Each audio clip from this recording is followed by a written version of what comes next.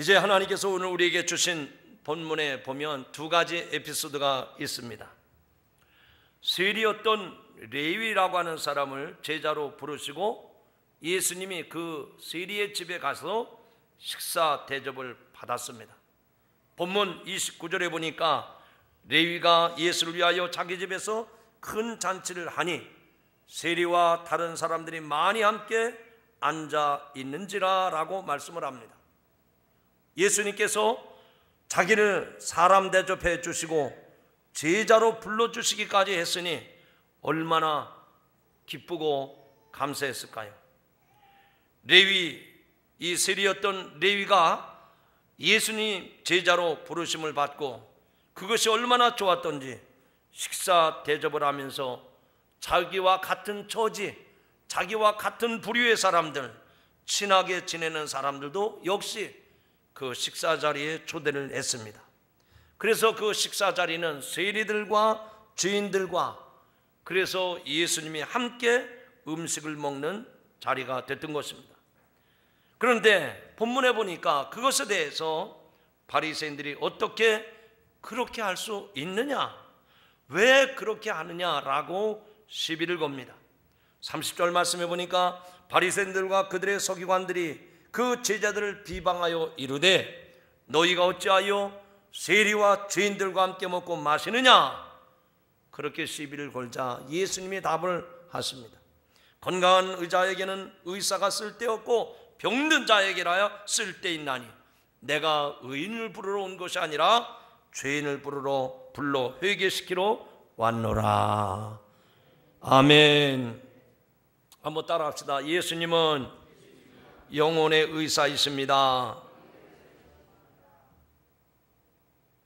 영혼이 병든 사람들, 영혼이 다 망가진 사람들을 고쳐주시기 위해서 이 땅에 오신 영혼의 의사이신 예수님이 우리에게 찾아오셨습니다. 로마서 3장 10절에 말씀합니다. 기록된 바 의인은 없나니 하나도 없다. 다 죄인이라 하는 얘기입니다. 단지 자기를 의롭다고 생각해서 영혼의 의사하신 예수님을 필요 없다고 생각하는 교만한 죄인들이 있고 죄인이기에 예수님을 필요로 하는 그런 사람들이 있습니다. 예수님은 죄인을 위해 오셨고 죄인을 위해서 일하셨고 죄인을 위해서 십자가에 죽으셨습니다. 여러분들은 크리스찬입니다. 기독교 신앙을 가진 사람들입니다. 여러분의 신앙의 첫걸음이 어디에서부터 시작이 됩니까? 나 같은 죄인을 위해서 예수님 오셨다고 믿는 그 믿음에서부터 기독교의 신앙은 출발되는 줄로 믿으시기 바랍니다. 건강한 자에게는 의사가 필요 없고 병든 자에게라야 의사가 필요한 것처럼 죄인 중에 죄인인 나를 부르러 오신 예수님, 오늘 예수님이 그 시비를 걸고 있는 바리새인들에게 이렇게 말씀을 한 겁니다. 내가 건강한 사람인 죄인을 부르러 오셨다고 말씀을 합니다. 그러자 그들은 거기서 끝내지 아니하고 또다시 시비를 겁니다. 여기 33절에 보니까 요한의 제자는 자주 금식하며 기도하고 바리새인의 제자들도 또한 그리하되 당신의 제자들은 먹고 마시나이다. 은근히 예수님을 비난하는 겁니다. 그런 식으로 해서 좋은 제자가 되겠느냐? 예수님이 제자가 되겠다고 하는 사람들은 금식도 하지 아니하고 너무 세속적인 것이 아니냐? 보통 이렇게 랍비를 쫓아다니며 뭔가 배우는 제자들과 경건 생활을 하는 사람들은 적어도 일주일에 2번씩은 금식을 했는데 그런 모습과 당신의 제자들을 보니 너무 비교되지 않느냐, 어떻게 그럴 수가 있느냐라고 시비를 겁니다. 그런데 예수님의 제자들은 도무지 금식을 하지 않는 것입니다. 다들 금식을 하는데 왜 당신의 제자들은 금식은커녕 이렇게 먹고 마시기만 하는가라고 시비를 거는 겁니다. 그러자 예수님이 대답을 하십니다. 34절 35절에 보면 혼인집 손님들이 신랑과 함께 있을 때 너희가 그 손님으로 금식하게 할 수 있느냐? 그러나 그날에 이르러 그들이 신랑을 빼앗기리니 그날에는 금식할 것이니라. 아멘. 그러면서 새 옷과 낡은 옷 이야기를 하십니다. 새 포도주와 낡은 가죽 부대 이야기를 하십니다. 38절의 말씀은 새 포도주는 새 부대에 넣을 것이라 말씀을 합니다. 또 39절에 보니까 묵은 포도주를 마시고 새 것을 원하는 자가 없나니 이는 묵은 것이 좋다 함이니라. 따라합시다. 묵은 것이 좋다 함이니라. 자, 이 바리새인들이 예수님에 대해서 공격을 하고 시비를 거는데 예수님이 느닷없이 새 옷과 낡은 옷의 이야기를 합니다. 포도주와 제 낡은 가죽 부대 이야기를 합니다. 애매모호한 말씀을 하시는 것 같아요. 그러나 이 말씀 가운데는 그 바리새인들에 대한 잘못을 지적하시고 거기에 많이 참여한 사람들에게 깨닫게 하시는 메시지가 있음을 믿으시기 바랍니다. 논할 것이 많은 사람들은 새로운 것, 새로운 삶, 새로운 운명을 꿈꿉니다. 하지만 옛 틀, 옛 인식을 버리려 하지 않습니다. 다시 옛날로 회개하기를 원합니다. 정말로 새로워지려면 그릇을 바꿔야 됩니다. 정말 새로워지려면 그 판을, 그 틀을 새로 짜야 된다는 얘기입니다. 새 포도주는 새 부대에 담아든다고 하는 말씀이 틀을 바꾸라는 겁니다. 헌 가죽 부대에다가 새 포도를 집어넣으면 다 낡아서 구멍이 나서 포도주를 버리기 때문에 새 부대에 새 포도주를 넣어야 된다는 겁니다. 사랑하는 성도 여러분, 오늘도 여기 연만하신 분들이 많이 계신데 새로운 시대가 오기를 희망하고 기대하고 있습니다. 그러나 우리들의 생각, 우리들의 삶의 모든 모습들을 새 틀로, 새 자리로 바꾸지 아니하면 절대로 여러분에게는 새로운 시대가 오지를 않는다는 얘기입니다. 그러려면 어떻게 해야 새로운 틀을, 새로운 판을 짜고 새로운 가죽 부대를 준비할 수가 있을까?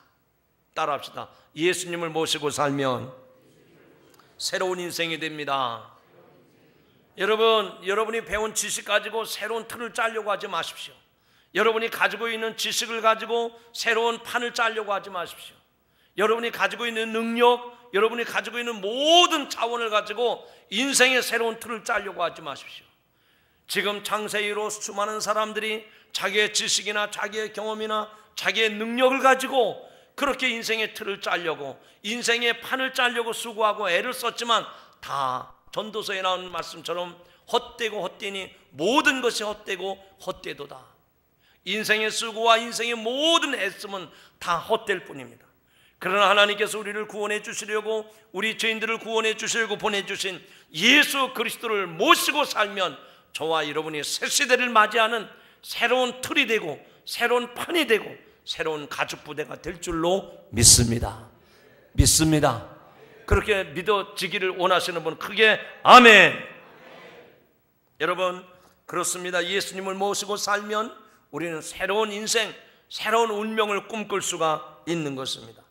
여기 세리였던 레위가 예수님을 모시고 사니 이전과 전혀 다른 새로운 인생을 살게 됩니다. 레위는 마태복음을 기록한 마태라고 하는 사람입니다.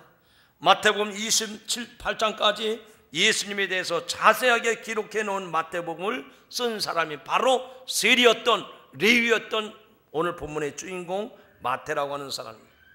제자로서도 그렇지만 마태복음을 남겼다고 하는 것은 정말 이 세리였던, 레위인이었던 이 마태 인생에 있어서 정말로 새로운 인생이 아닐 수가 없다고 하는 얘기입니다.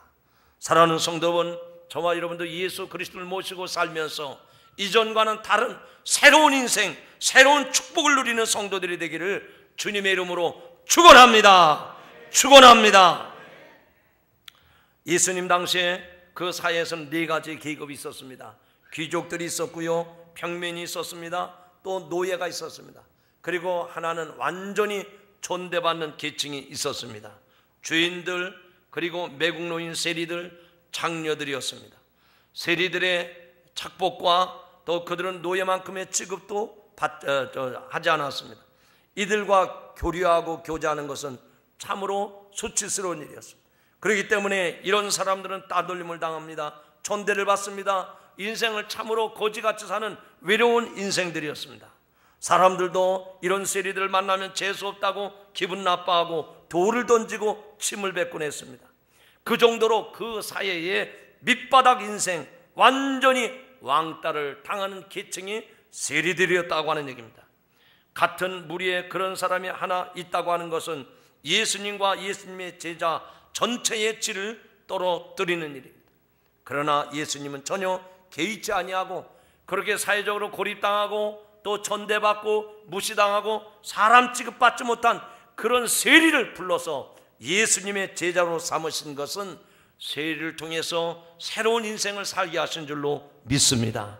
그러므로 저와 여러분은 오늘 하나님께서 이 본문의 말씀 우리에게 주신 것은 저와 여러분도 이 새 포도주를 새 부대에 담는 것처럼 우리의 인생이 새로워지려면 예수 그리스도를 내 마음속에 모시고 살아가야 된다, 그 말입니다. 오늘 이 말씀을 듣는 이 순간 다시 한번 여러분의 마음속에 있는 모든 정욕과 죄로 얼룩진 모든 모습을 다 내버리고 예수 그리스도를 내 인생의 주님으로 영접하는 이 아침이 되기를 주님의 이름으로 축원합니다. 이제 예수님을 모시고 살면 우리 예수님과 더불어 새로운 인생, 새로운 축복을 누리게 될 줄로 믿습니다. 예수님이 오신 목적이 무엇이라고 했습니까? 나는 의인을 부르러 온 것이 아니라 죄인을 부르러 왔다라고 말씀을 합니다. 의사가 건강한 사람만 좋아하고 병든 사람을 싫어하면 되겠습니까? 의사는 병든 사람을 좋아해야 됩니다. 질병이 있는 사람들을 좋아해야 됩니다.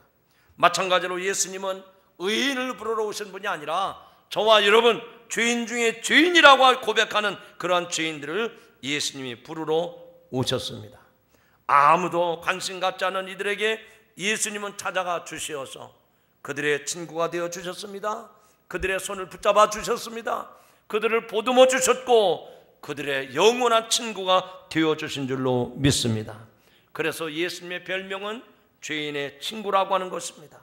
예수님은 그 별명을 좋아하셨습니다. 그리고 그 별명이 정말 영광스러운 별명으로 그렇게 여기셨습니다. 여러분, 대부분 사람들은 자기보다 나은 사람과 교제하고 사귀기를 원합니다. 왜? 자기보다 나은 사람과 교제하고 사귀게 되면 자기의 신분이 올라가는 것 같아. 자기의 레벨이, 자기의 어떤 그 신분이 상승되는 것처럼 생각을 합니다. 그러나 예수님은 전혀 달랐습니다. 예수님은 그 당시에 주로 약한 자, 병든 자, 가난한 자, 고난당하는 자, 죄인들과 같이 하셨습니다.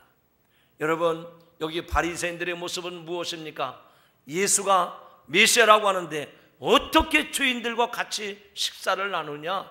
그걸 가지고 공격을 하지 않습니까? 거룩해야 될 사람들이 금식도 하지 않냐고, 이렇게 매일같이 음식을 먹느냐고 예수님과 그 제자들을 비난하고 있지 않습니까?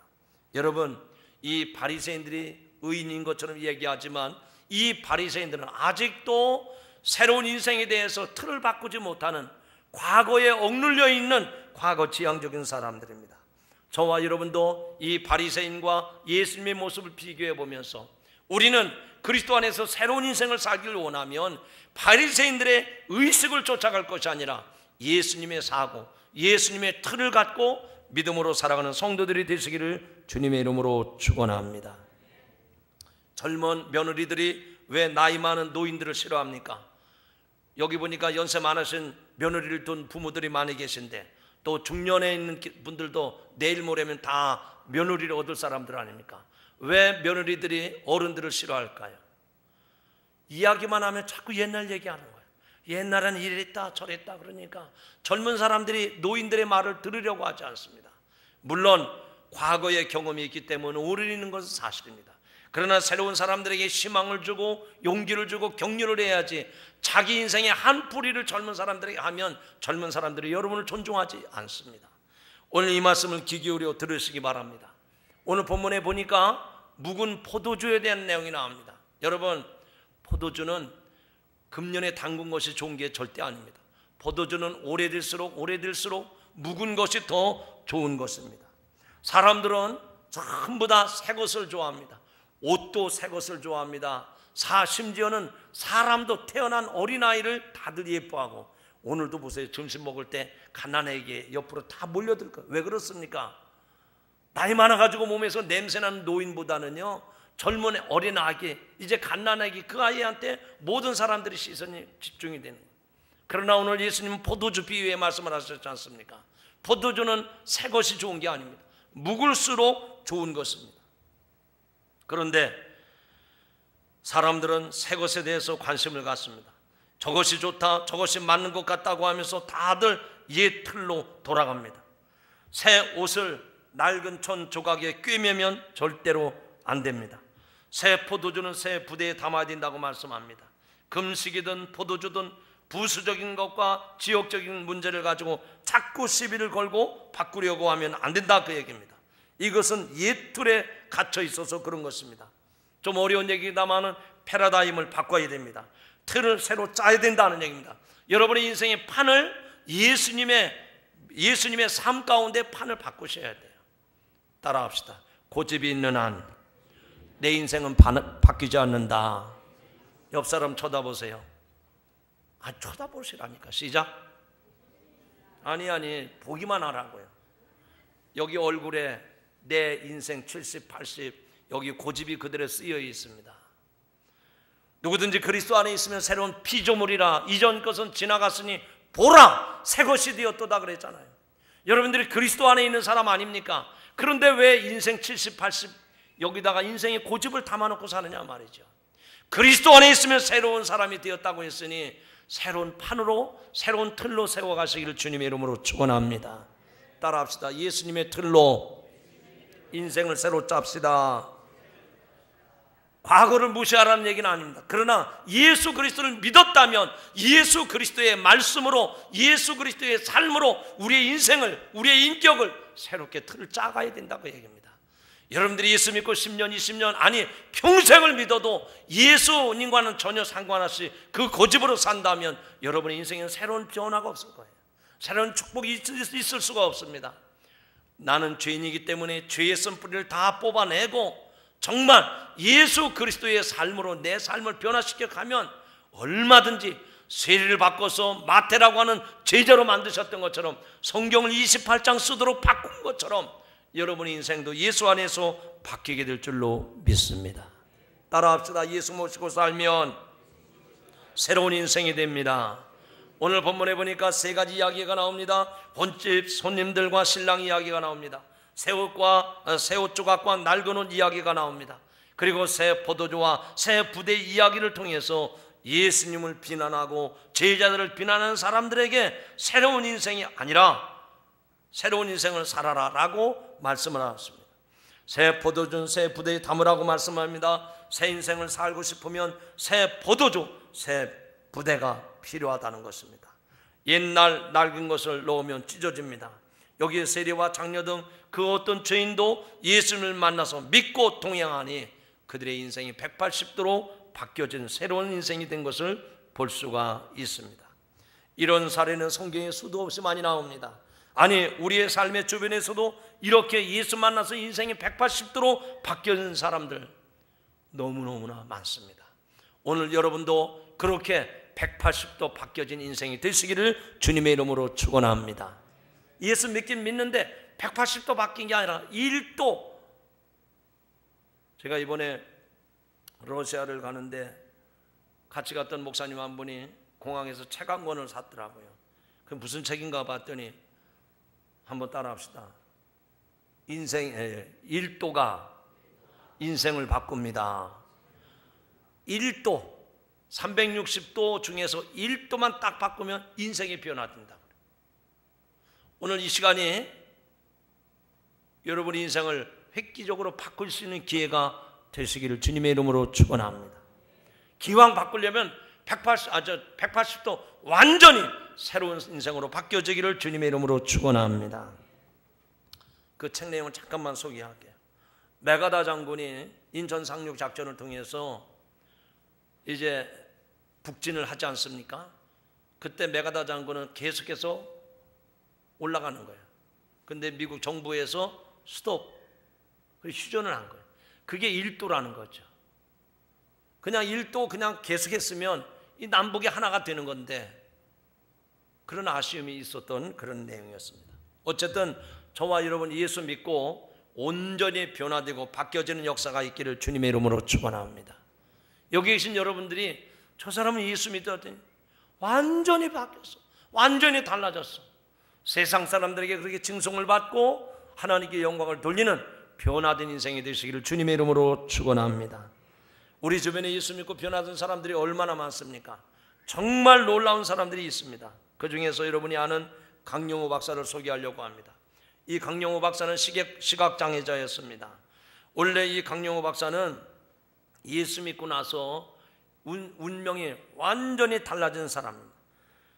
여기서 가까운 경기도 양평 출신입니다. 시골교회에서 모태신앙으로 출생했습니다. 그런데 그는 어린 시절 13살이 되어서 그만 아버지가 사망을 합니다. 그리고 14살 때 동네에 나가서 놀다가 축구공에 맞아가지고 실명을 합니다.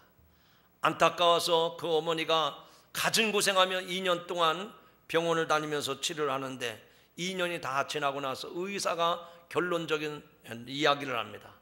이 아이는 눈을 회복시킬 수가 없습니다. 실명할 수밖에 없습니다. 그 어머니가 그 충격적인 말을 듣자마자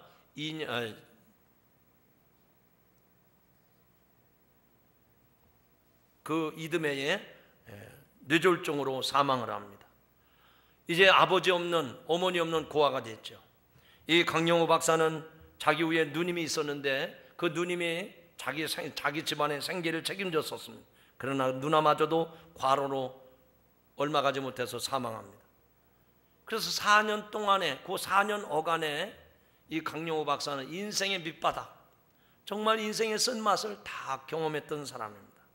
그러나 그는 예수 믿는 신앙의 끈을 놓지 않냐고 끝까지 믿음 생활하는 가운데 결국은 미국의 백악관 정책 차관보가 되어서 정말 믿음의 아름다운 발자취를 남겼습니다. 저는 그렇게 생각해 봅니다. 이 땅에 시각장애자들도 많이 있습니다. 그러나 예수 믿었던 이 강영호 박사는 그 믿음의 끈을 놓지 아니하고 평생토록 예수님을 모시고 살았기 때문에 세계 역사 가운데 유례를 찾아보기 힘든 시각장애자로서 미국 대통령의 정책 보좌관의 역할을 감당하고 하나님의 부름을 입어서 하늘나라 가신 줄로 믿습니다. 여러분, 이 강영호 박사가 자기가 태어난 가정 환경을 비하하면서 그렇게 예수를 떠나고 살았다고 하면 그는 아마 안마사로서 인생을 끝나고 말았을 겁니다. 그러나 평생 예수님을 모시고 살았던 그는 세상에 가장 존귀한 사람으로 쓰임을 받지 않았습니까? 사랑하는 성도 여러분, 여러분의 인생이 얼마 남았다고 생각하십니까? 지금까지 살아온 날보다 앞으로 살아갈 날이 더 짧은 분도 없지 않아 계실 겁니다. 어떻게 인생을 마무리하시겠습니까? 어떻게 여러분의 인생을 마무리하시겠습니까? 오늘 이 말씀을 통해서 예수님을 만나면 새로운 인생이 된다고 하는 사실을 확신하시기 바랍니다. 우리가 예수님을 모시고 살면 우리 인생을 명품 인생으로, 걸작품 중에 걸작품 인생으로 주님이 만들어 주실 줄로 믿습니다. 그러므로 따라합시다. 예수님을 모시고 살면 새로운 인생이 됩니다. 오늘 이 말씀을 꼭 기억하면서 내 평생 내가 예수님을 떠나지 않냐고, 예수님을 저버리지 않냐고, 예수님과 동행하리라. 나뿐만 아니라 자자손손 대대로 예수님을 모시고 살리라. 그런 결심과 그런 결단이 있기를 주님의 이름으로 축원합니다. 축원합니다.